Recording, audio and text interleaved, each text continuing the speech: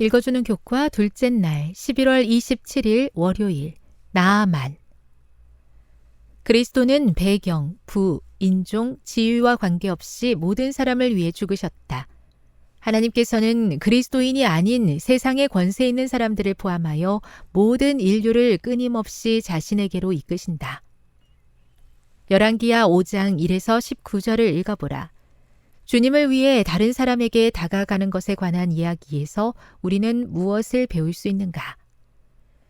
열왕기하 5장 17에서 19절에서 나아만은 두 가지 요청을 했다. 첫째, 그는 살아계신 하나님을 경배하기 위해 노새 2마리에 실을 만큼의 흙을 이스라엘에서 수리아로 가져가게 해달라고 요청했다.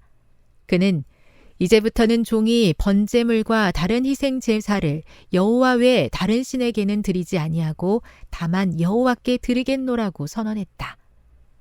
나아만은 지금 분명히 유일하신 참 하나님을 믿는 사람이 되었지만 그의 첫 번째 요청은 이교도의 영향이 여전히 그의 생각을 어느 정도 지배하고 있음을 보여준다. 이 수리아 사령관은 이스라엘의 하나님을 마치 토착 신들과 같이 그 땅과 함께 경배해야 하는 존재로 생각했다. 나아만은 이스라엘의 하나님 외에 다른 신이 없다는 사실을 인정했지만 하나님이 이스라엘 땅과 연결되어 있다는 생각을 완전히 버리지 못했다. 그는 자신의 나라에 가면 이스라엘 땅 위에서 하나님을 경배하기를 원했다. 나아만의 두 번째 요청은 그의 신앙의 진정성을 보여준다. 그는 오직 하늘의 하나님만 섬기기로 결심했지만 우상 숭배를 하는 자신의 나라에서 그런 결심을 실천하는 것이 쉽지 않다는 것을 깨달았다.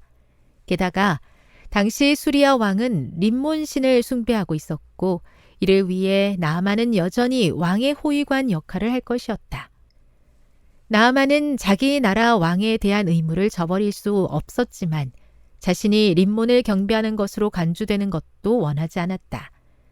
나아만은 이방신에게 절함으로써 여호와께 드린 마음을 우상 숭배에 굴복하거나 그렇게 하고 있다는 말이 엘리사에게 전해지는 것도 원치 않았다.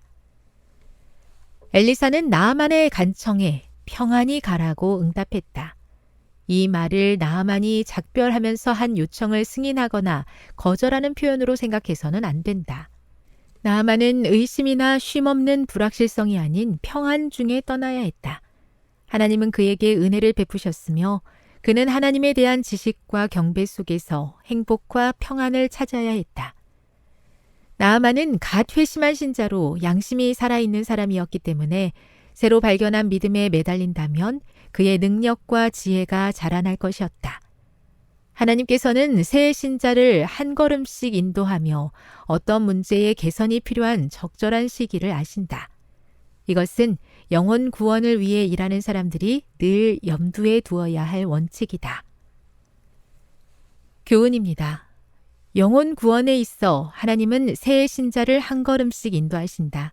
온전치 못한 사소한 행태가 있을지라도 주님은 그의 믿음이 자라는 때를 기다리며 인도하신다. 묵상.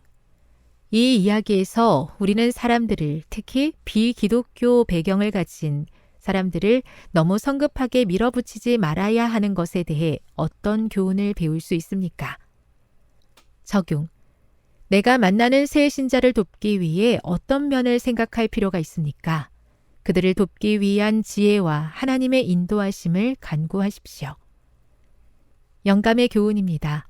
끊임없이 자라야 할 그리스도인 생애. 식물이 자라는 소리도 없고 눈에 띄지도 않으나 끊임없이 계속하여 자라는 것처럼 그리스도인 생애의 발전도 그와 같다.